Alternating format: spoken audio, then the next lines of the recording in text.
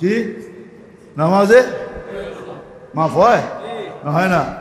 যদি না হইতেন, আরে ইস্তেগফার লাগবে না মেয়ে, যদি না হইতেন তাহলে আল্লাহর রাসূল কেন ওসমান রাদিয়াল্লাহু তাআলা আনহুকে শীতের মৌসুমে বসন্তের সময় বাহিরে নিয়া গাছের ডাল নাড়া দিয়া সমস্ত পাতাগুলা ঝরায়া তারপরে কেন বললো আমার উম্মত যখন ফরজ নামাজ পড়ে গুনাহগুলা এইভাবে ঝরা যায়?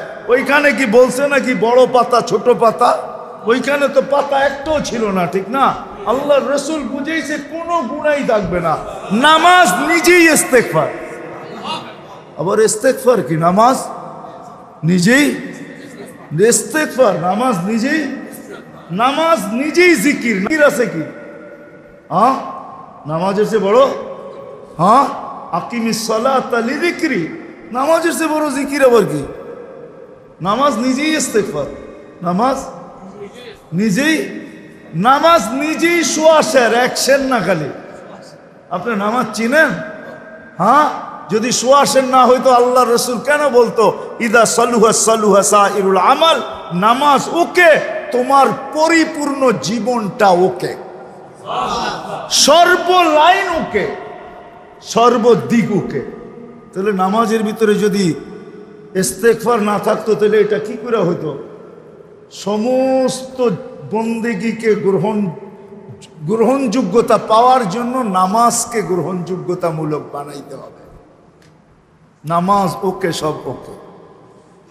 তো যেটা বুঝাইতেছিলাম পূর্ণতা, 24 ঘন্টা যে 5 ওয়াক্ত নামাজ পড়লো ওর তো সব গুনাহ মাফ, ও দোজখে যায় কি করে?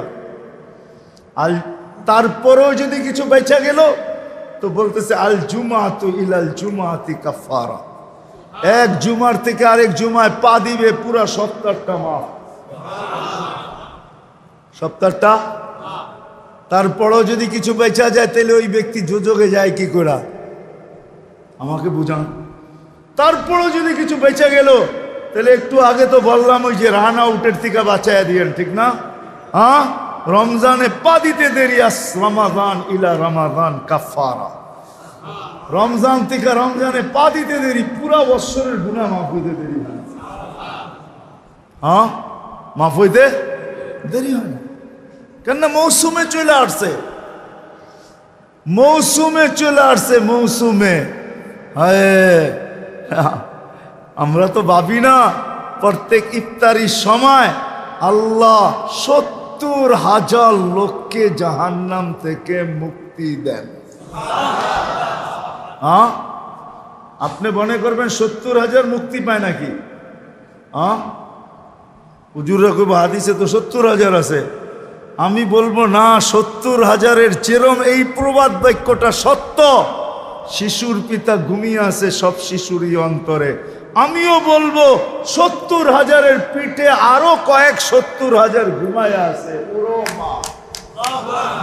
কেমনে জানেন?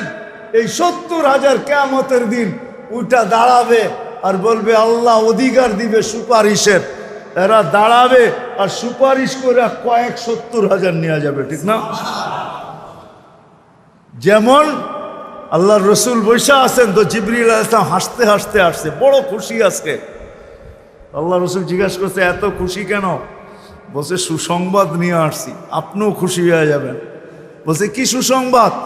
70,000 উম্মত আপনার হিসাব কিতাব ছাড়া জান্নাতে যাবে। তো শুনতে দেরি, চেহারা মলিন হইতে দেরি হয় নাই। তো জিবরিল আলাইহিস সালাম বললেন এটা কি? আপনি তো খুশি হওয়ার কথা, চেহারা মলিন হলো কেন? মাত্র 70,000, আমার সাহাবী তো 1.25 লক্ষ, কিয়ামত পর্যন্ত উম্মতের কি হবে? এই জন্য চেহারা মলিন। আপনি কি নিতে রাজি না? নিতে রাজি না এই কথা বলতেছি না, কিন্তু ভাবতে হবে এটা বলতে পারি, ভাইবা দেখি নিব কি নিব না। তো পাশে ওমর রাদিয়াল্লাহু তাআলা আনহু বসা, বলছে ওমর নিব 70,000, বিনা হিসাব কিতাবে জান্নাতে যাবে। তো যেমন উস্তাদ তেমনই তো ছাত্র হয়, পীর যেমন মুরিদও তো এমনই হয়, ঠিক না? হ্যাঁ, কি বলেন? সঙ্গী ভালো হলে আমিও ভালো হব, এটাই তো সত্য। নাহলে কোরআন কেন বলবে কুনু মা'আস সাদিকিন? নেককারদের সাথে চলো, তুমিও নেক হয়ে যাবা, তুমিও নেক হয়ে যাবা। ভালোর লোকে চলো, ভালো হয়ে যাবা। প্রবাদ বাক্য এটাই সত্য। সৎ সঙ্গে স্বর্গবাস, অসৎ সঙ্গে সর্বনাশ। এটাই সত্য। সৎ সঙ্গে সর্বনাশ, সৎ সঙ্গে স্বর্গবাস, অসৎ সঙ্গে সর্বনাশ। তো বলছে ওমর নিব, কয় না, ১৬ লক্ষ তো আমরাই। কিয়ামত পর্যন্ত মানুষের কি হবে, কি করব? কয় ফেরত পাঠায় দেন, বলেন বাড়ায় নিয়ে আসতে। তো বলছে মশওয়ারা হয়ে গেছে, নিতে পারি না, আল্লাহকে বলো বাড়ায় দিতে। আল্লাহ আল্লাহ, ঠিক না? আল্লাহ আল্লাহ আল্লাহ আল্লাহ। হায় হায়, কার আল্লাহ কিরকম আমি জানি না, কিন্তু মুহাম্মদুর রাসূলুল্লাহর আল্লাহকে দেখলে অন্যরকম দেখা যায়। হায় হায়, আমি মনে হয় বুঝাইতে পারি না আপনাদেরকে। আপনি বলবেন পৃথক করলেন কেন? না, এটা পৃথক না, এটা অন্য জিনিস বুঝাইতে চাইতেছি। মুহাম্মদুর আম্মাজান নিজে বলছেন, আম্মাজান আয়েশা রাদিয়াল্লাহু তাআলা আনহা বলতেছেন, ইয়া রাসূলুল্লাহ, আপনার ইচ্ছায় আপনার আল্লাহ এত তাড়াতাড়ি করে কেন? বুখারীতে আছে, বুখারীতে। যারা বুখারী পড়ায় ওদেরকে জিজ্ঞেস করেন, আপনার আল্লাহ আপনার ইচ্ছায় এত তাড়াতাড়ি করে কেন? আপনার আল্লাহ আপনার ইচ্ছায় যদি আম্মাজান বলতে পারে, তাহলে আমিও বলতে পারি। কার আল্লাহ কিরকম এটা আমার বিষয় না, কিন্তু মুহাম্মদুর রাসূলুল্লাহর আল্লাহ মুহাম্মদুর রাসূলুল্লাহর সাথে অন্যরকম। সারাদিন বন্ধুর দিকে তাকায় থাকে, বন্ধু নারাজ করা যাবে না। হায় হায় হায় হায়। তো পাঠায় দিয়েছেন, জিবরিল আলাইহিস সালাম ফিরে আসছে। তো বলছে, জিবরিল কি খবর? আল্লাহ বলতেছেন বাড়ানো যাবে না, আপনাকেও নারাজ করা যাবে না। বাড়ানো যাবে না, আপনাকেও। আপনি বলবেন এটা আবার কি করে সম্ভব? বাড়াবে না আবার আপনাকে নারাজ করবে না, এটা সম্ভব কি করে? তা আল্লাহ পদ্ধতি দিয়া দিয়েছেন, বন্ধু বাড়ানো যাবে না, কিন্তু আপনাকেও নারাজ করা যাবে না। পদ্ধতি ৭০,০০০-এর প্রত্যেক ব্যক্তি ৭০,০০০ হাতে ধরে জান্নাতে নিয়ে যাবে।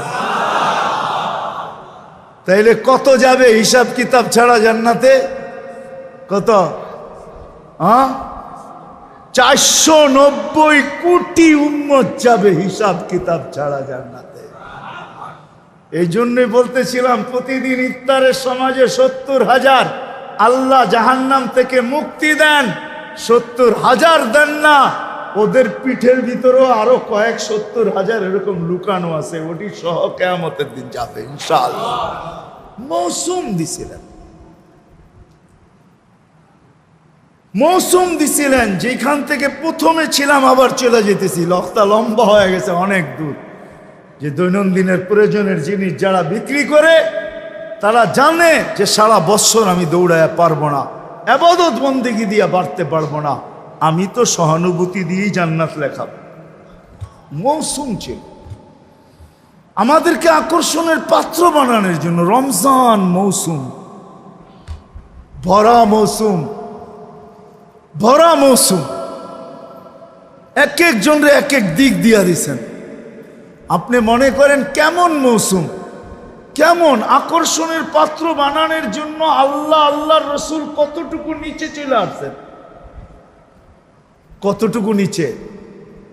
যদি আপনি ভাবেন তাহলে বুঝবেন। আল্লাহ রসুল বলছে, যে কাউকে পেট ভরা রোজার দিন খাওয়াবে, তাকে আল্লাহ জান্নাত লেখা দিবে, জাহান্নাম থেকে মুক্তি দিবে, গুনাহ মাফ করবে। তো সাহাবা আয়েশা বলছে, ইয়া রাসূলুল্লাহ, পেট ভরা আমরাই তো খাইতে পাই না, কারে খাওয়াবো? আমরাই তো খাইতে পাই না, কাকে কোত্থেকে খাওয়াবো? তা আল্লাহ রসুল বলছে, আচ্ছা তাইলে যদি তুমি 1 গ্লাস দুধ খাওয়াও। বলছে এটাও তো সবসময় হয়ে ওঠে না। তাইলে একটা খেজুর। এটাও তো হয়ে ওঠে না। তো নামতে নামতে নামতে নামতে সুরবাতু মা আসছেন। সুরবাতু মা, 1 গোট পানি যে রোজাদারকে পান করাবে, 1 গোট পানি পান করাবে, 1 গোট পানি। এটা কিন্তু বাবার বিষয়। আমার বলা দ্বারা শোনা দ্বারা যতটুকু আপনার ভিতরে রেখাপাত না করবে, আপনি অ্যানালাইসিস করলে, ভাবলে এর চেয়ে বেশি বুঝবেন। 1 গোট পানি, 1 গোট পানি। হুজুররা ওয়াজ করে, পদ্ধতি বলে না। হুজুররা ওয়াজ করে যে রোজা কবুল হওয়ার জন্য হালাল ইফতার কি শর্ত, ঠিক না? হ্যাঁ, হায় হায়, এই উম্মতকে কত সহজ পদ্ধতি দিছিল আল্লাহ, কত সহজ পদ্ধতি। প্রত্যেক বাড়িওয়ালা যদি সামনের বাড়িওয়ালাদেরকে বলতো পুরা রোজার ভিতরে সব খাওয়ান আমরা তোমাদেরকে পাঠাবো, তোমরা পাক করো না, তোমরা পাক করো না, আমরা পাঠাবো। কেন? সহানুভূতি দেখাবো, জান্নাত নিব, সহানুভূতি দেখাবো আর জান্নাত নিব, জান্নাত নিব। আর সে যদি বলতো যে আমিও তোমারটা পাক করে পাঠাবো, তুমিও তোমার জন্য পাকায়ও না, আমার জন্য পাকাও, তোমার জন্য পাকায়ও না, তাহলে দুজনের খানা হালালও হইতো, আবার দুজনের জান্নাতও লেখা হইতো, দুজনের খানা হালাল হয়ে যেত। হাদিয়া হালাল, হাদিয়া হাদিয়া হাদিয়া। আল্লাহর রসুলের জন্য সদকা হারাম, সদকা হারাম না? হ্যাঁ, কিন্তু আল্লাহর রসুল যখন ঘরে ঢুকছেন, ফুফুর ঘরে না কার ঘরে ঢুকছেন, যখন গোশত দেখছেন উপরে, ঠিক না, বলছে এই গোশত এত সুন্দর গ্রান পাকাইছে, তো খুব মজা করে মনে হয়, গ্রানই কইতেছে ইয়া রাসূলুল্লাহ সাদাকা, কয় লাকি সাদাকাতুন ওয়ালা না হাদিয়াতুন, তোর লাইগা সাদকা, আমার জন্য হাদিয়া, খাওয়া না, তুই খাওয়াইলে হাদিয়া হয়ে যাবে, তাইলে প্রত্যেকের রিজিক হালাল হতো। আমার সমাজকে যদি বুঝাইতে পারতাম, তাইলে এই প্রশ্ন আমার সমাজের থেকে উঠা যেত। আমরা ফতুয়া তো দেই, মাসলা তো বলি, পদ্ধতি বলি না।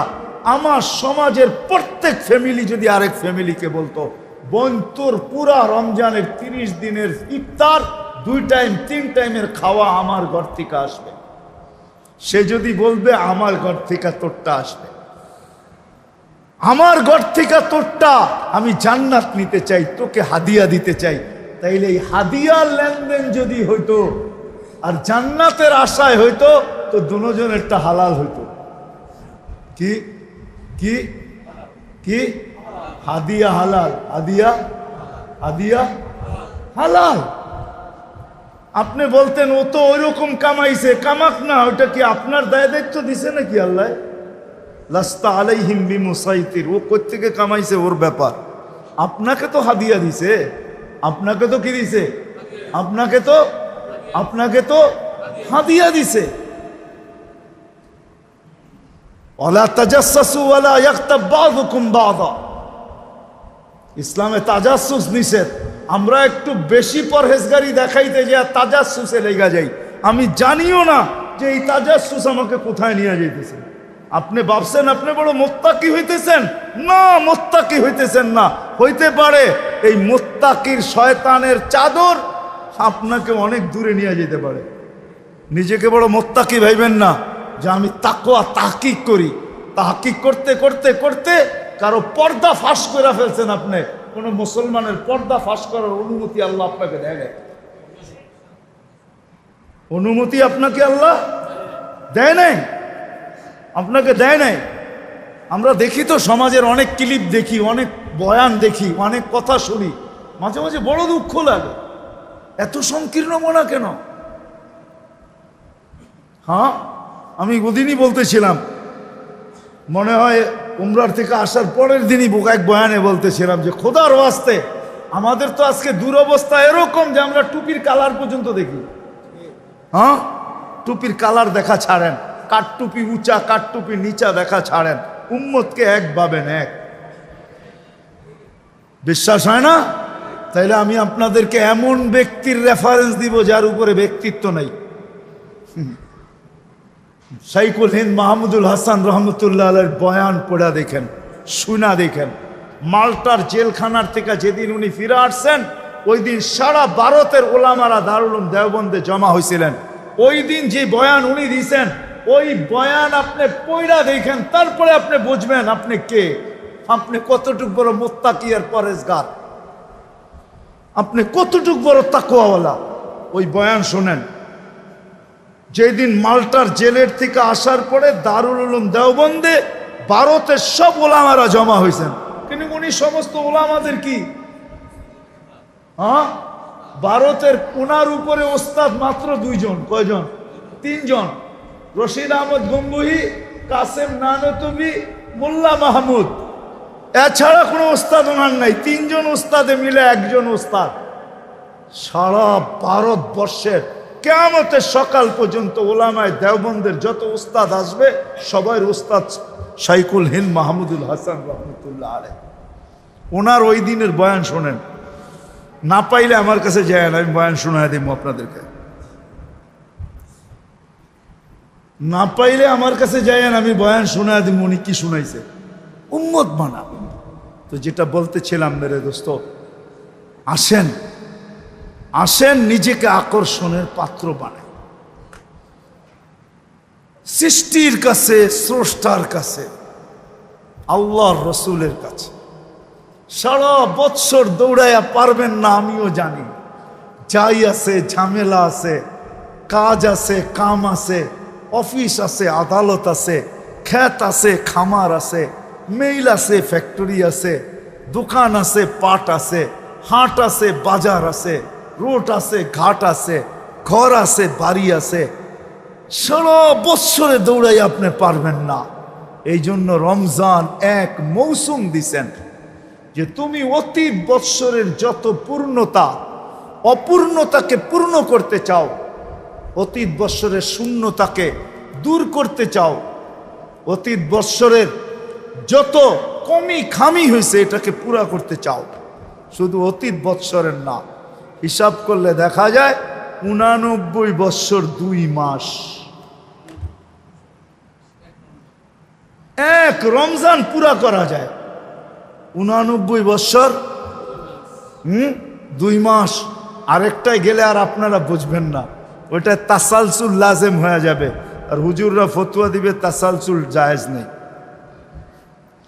কেননা 89 বৎসরের ভিতরে তো আবার 89 বৎসর আছে, ঠিক না? কি 89 বৎসরে আবার রমজান আছে না একটা করে? তো এটা হিসাব করলে কোন জায়গায় ঠেকবে যায়, ঠিক না? কি করেন? কোন জায়গায় ঠেকবে, ঠিক না? কোন জায়গায় ঠেকবে?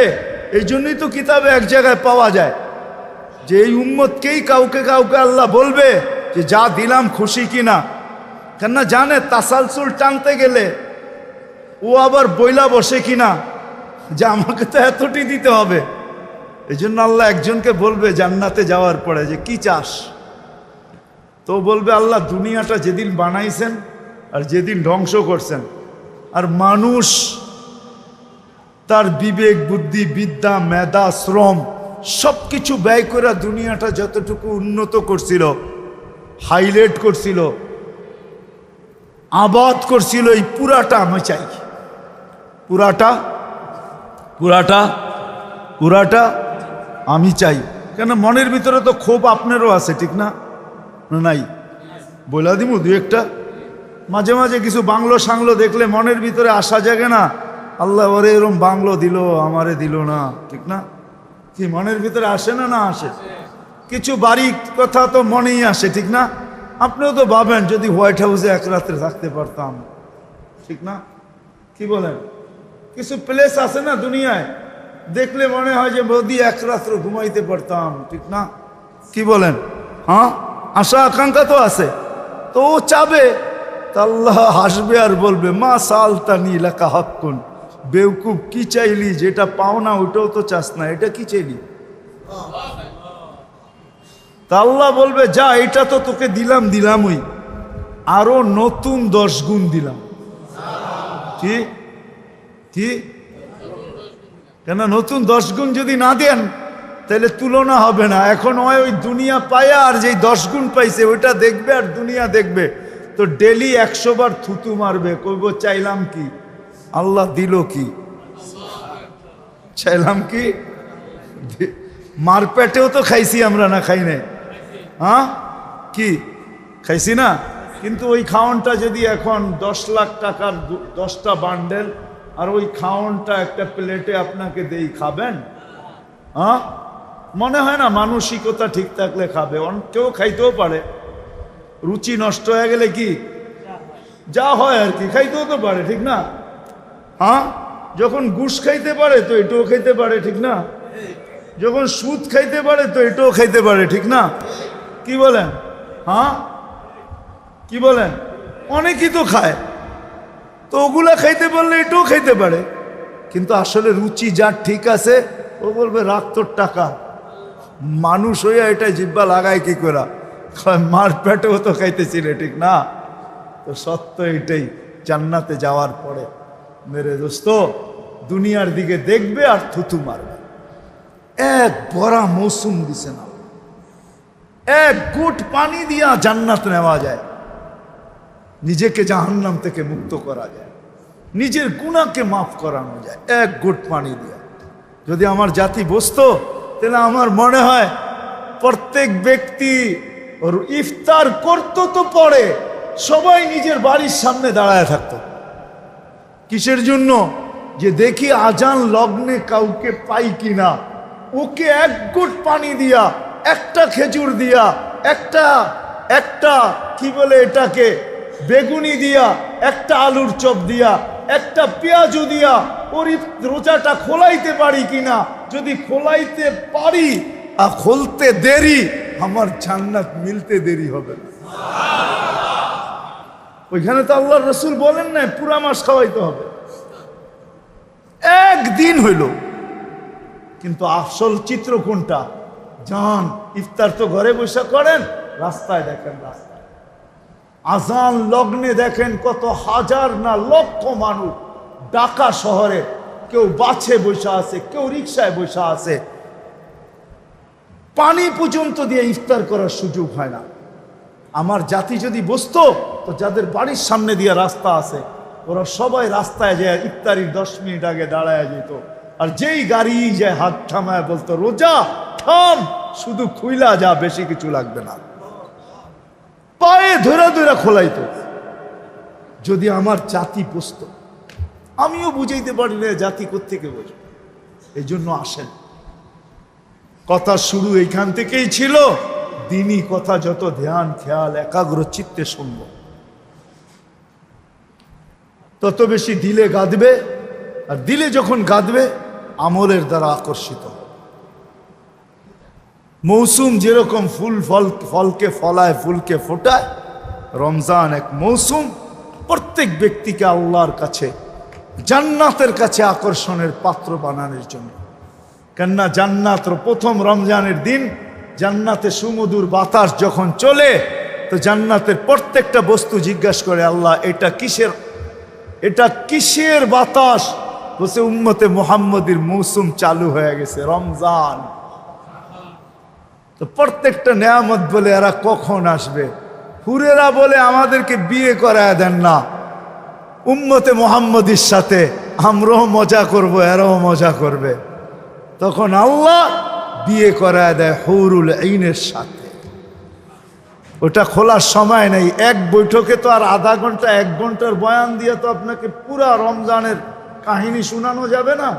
এটার জন্য 2 মাস আগের থেকে শুরু করতে হবে, রমজানের দিন এসে শেষ করতে হবে, তাইলে বোঝা যাবে রমজানে রাখছে কি রাখছে আল্লাহ, কি রাখছে।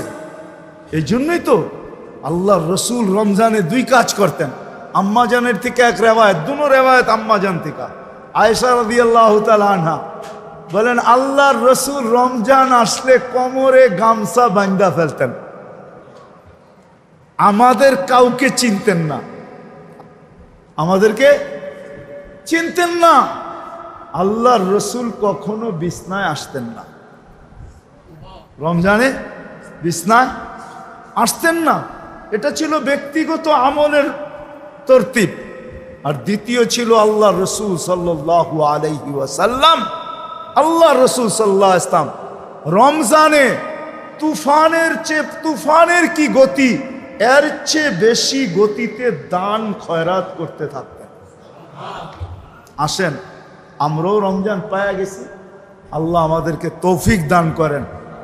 বাকি যেই সময়টা আছে কমসে কম এটাকে কাজে লাগাই, আল্লাহ আমাদেরকে আমল করার তৌফিক দান করেন। ওমা আলাইনা ইল্লাল বালাগ।